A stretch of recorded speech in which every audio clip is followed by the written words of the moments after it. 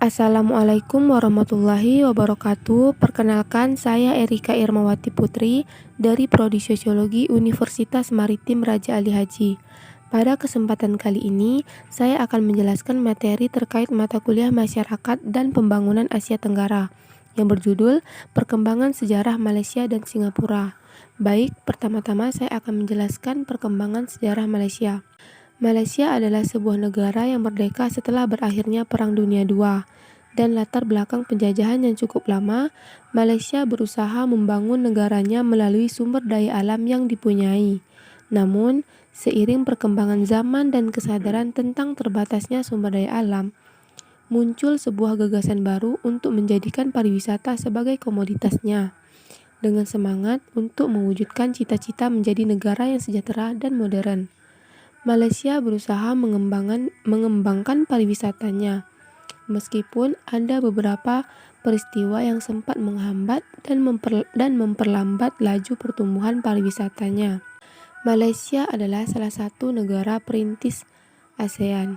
Malaysia memiliki dua wilayah daratan utama yang terpisah oleh Laut Cina Selatan, yaitu Malaysia Barat atau Semenanjung Malaysia yang berbatasan dengan Thailand di utara dan Singapura di selatan, dan Malaysia Timur yang berada di bagian utara Pulau Kalimantan yang berbatasan langsung dengan Indonesia di selatan dan Brunei di utara.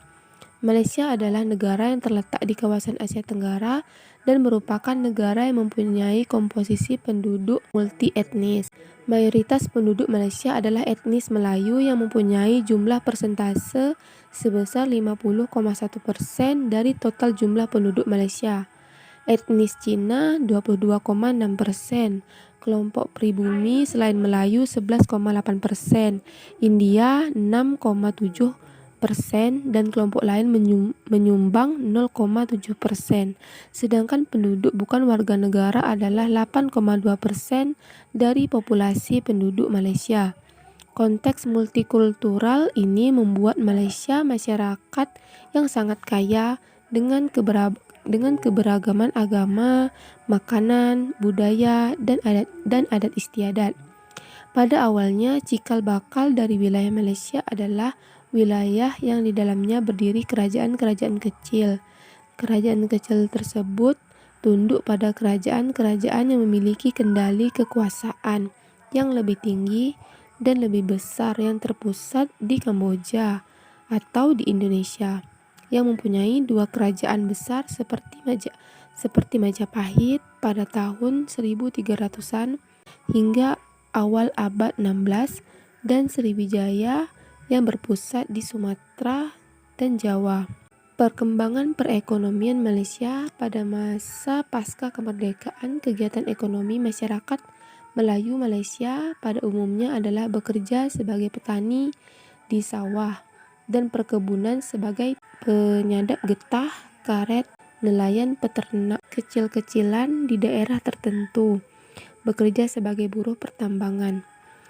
Orang-orang dari etnis Cina umumnya bekerja di bidang perniagaan dan perdagangan yang berhubungan dengan kegiatan ekonomi lokal, daerah, dan nasional. Sejak dari awal kemerdekaannya, perekonomian Malaysia didukung oleh ekspor hasil produksi bahan baku ke luar negeri. Timah, karet, kayu, minyak mentah, dan minyak sawit merupakan komoditas utama yang menjadi pendukung sektor perekonomian masyarakat dan perekonomian nasional Malaysia.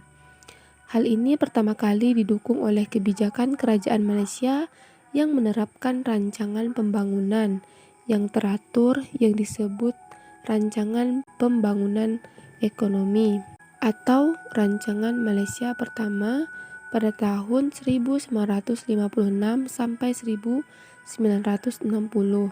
Selain itu, ada lagi kebijakan lain yang mengatur tentang urusan pertahanan yang disebut Pelda, Lembaga Kemajuan Tanah Persekutuan. Dibuat tahun 1956 dan mempunyai tujuan untuk mengatasi kekurangan tanah serta membantu meningkatkan taraf hidup dan pendapatan kaum petani.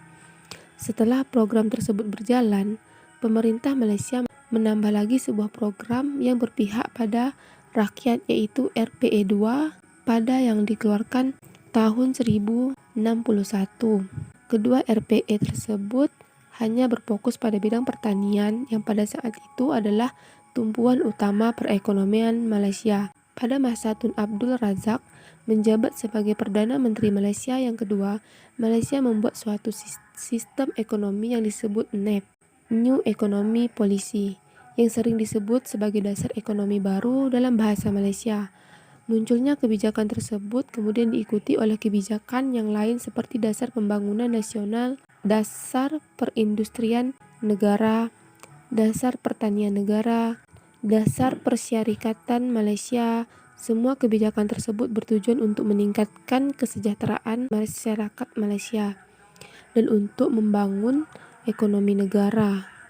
Dasar perindustrian negara yang ditetapkan oleh pemerintah Malaysia merupakan suatu program yang dilakukan oleh Malaysia agar mencapai suatu perubahan, agar tidak hanya dikenal sebagai negara agraris, tetapi juga sebagai sebuah negara yang maju dengan menjadikan sektor industri sebagai salah satu aspek penyokong ekonomi negara tersebut dalam upayanya meningkatkan kesejahteraan rakyat Malaysia.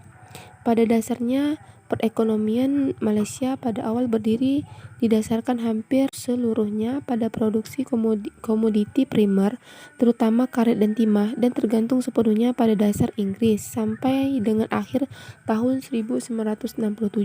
Namun dalam 3 dekade berikutnya, Malaysia berhasil mentransformasi menjadi negara ekonomi industri berorientasi ekspor yang berkembang cepat, dengan kebijakan ekonomi dan manajemen industri tepat sebagai jalan setapak menuju pembangunan yang cepat. Kemajuan suatu negara di bidang industri juga merupakan salah satu tolak ukur majunya suatu kebudayaan negara tersebut. Juga merupakan indikator berkembangnya penguasaan terhadap ilmu pengetahuan di negara tersebut.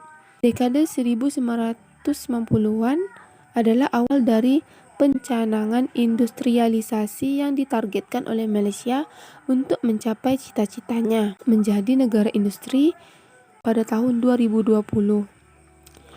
Baik, itu saja materi yang dapat saya sampaikan. Terlebih terkurang saya mohon maaf.